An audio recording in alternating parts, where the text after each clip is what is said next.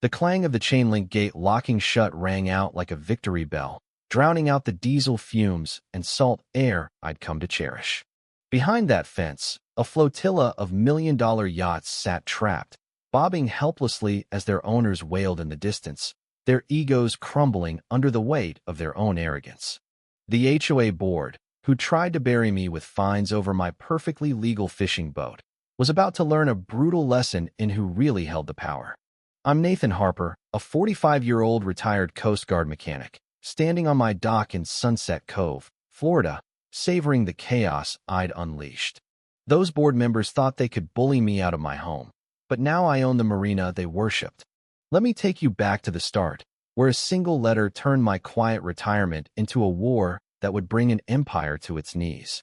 It all began when I inherited my uncle's waterfront property in Sunset Cove, a slice of heaven with 200 homes, private docks, and sunrises that could heal a broken soul like the one I carried after a divorce that left me with nothing but my wits and my 1987 Boston Whaler, Tide Runner.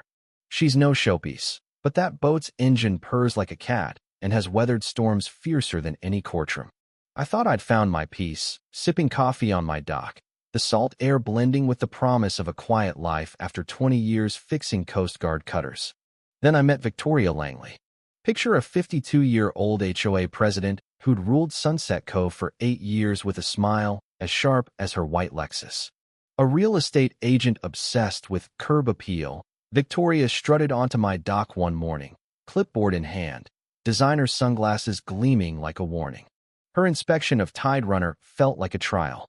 3 months into my new life, a certified letter hit like a sucker punch. My boat was an eyesore, violating HOA standards, and I had 30 days to remove it or face $200 daily fines. My boat was spotless, state-registered, but to Victoria, it didn't scream yacht club wealth. I tried reasoning at the next HOA meeting, stepping into a community center that reeked of burnt coffee and dread.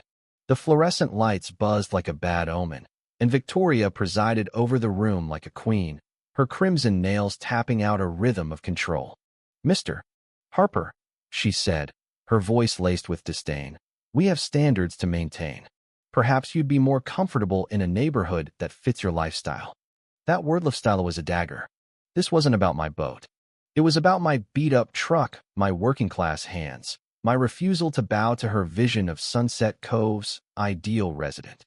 The room felt like a hostage crisis, neighbors avoiding eye contact, terrified of drawing her wrath. I saw it then.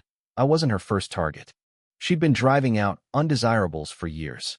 But she'd just crossed the wrong man. Victoria turned harassment into a high art. When I didn't budge on her 30-day deadline because I was busy proving her rules were baseless, she jacked the fines to $500 a day.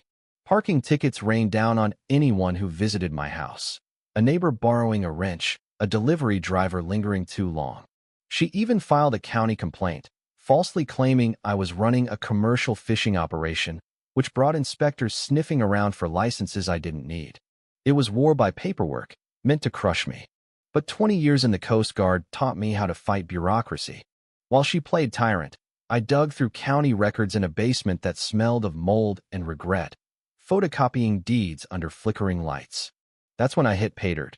My uncle's property came with riparian rights, untouchable water access no HOA could override.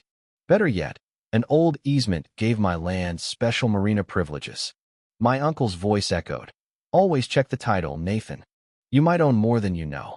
As Victoria's attacks escalated, spreading lies that I was an unhinged veteran, pressuring local businesses to shun me, built my war chest. My neighbor, Mrs. Edith Monroe, 78 and fierce as a storm, handed me years of HOA misconduct records. "She's been terrorizing this place forever," Edith said, her voice cutting like a blade. The Ramirezes were forced out over fake noise complaints. The Thompsons left after she targeted their garden. I documented everything with military precision. Recorded calls, legal in Florida, photographed violations, timestamped evidence. I filed an ethics complaint against Victoria's real estate license, knowing her reputation was her Achilles heel.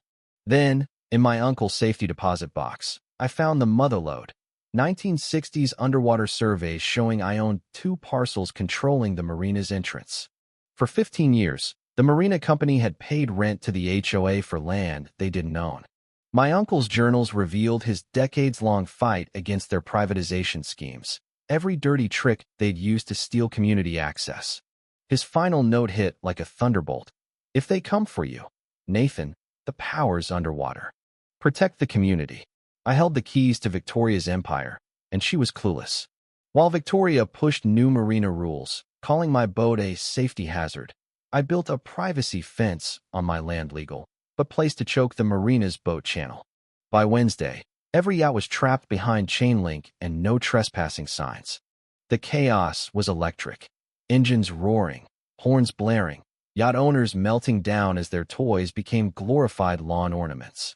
Victoria's phone burned up with calls from furious millionaires, her voice cracking with panic.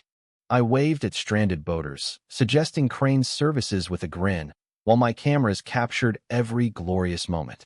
The final blow came at a packed community meeting, broadcast live on local TV. Victoria, clinging to the podium like a lifeline, branded me a terrorist wielding forged documents. I stood, briefcase heavy with truth, and dropped the bomb. These surveys prove I own the Marina's access. You've stolen $3 million in rent from this community. The crowd gasped. Dr. Rachel Torres, an environmental scientist, unveiled contamination reports fuel spills, illegal dumping, health risks turning Victoria's yacht club into a federal crime scene. The knockout punch. The HOA's insurance was void due to fraud, leaving yacht owners free to sue Victoria personally. The room exploded, neighbors spilling years of abuse, from families driven out to community funds siphoned for yacht club perks. Victoria shattered, screaming about conspiracies until deputies stepped in. Within 48 hours, she resigned in disgrace. The Marina reopened with public access, funded by yacht club cleanup costs. Edith became HOA president, enforcing transparent finances. Victoria's real estate license was revoked, her marriage imploded, and she fled the state like a fugitive. Sunset Cove transformed. Kids fished from the public pier, families kayaked, and property values soared with inclusive access. My uncle's dream of Marina for all came alive. The Harper Maritime Scholarship, funded by Marina revenue, now supports Coast Guard families. Every sunrise, as I sip coffee with Tide Runner bobbing free, I'm surrounded by a community that fought and won. The salt air tastes like justice, proof that bullies don't always win. What's your HOA horror story? Share below. I know I'm not alone.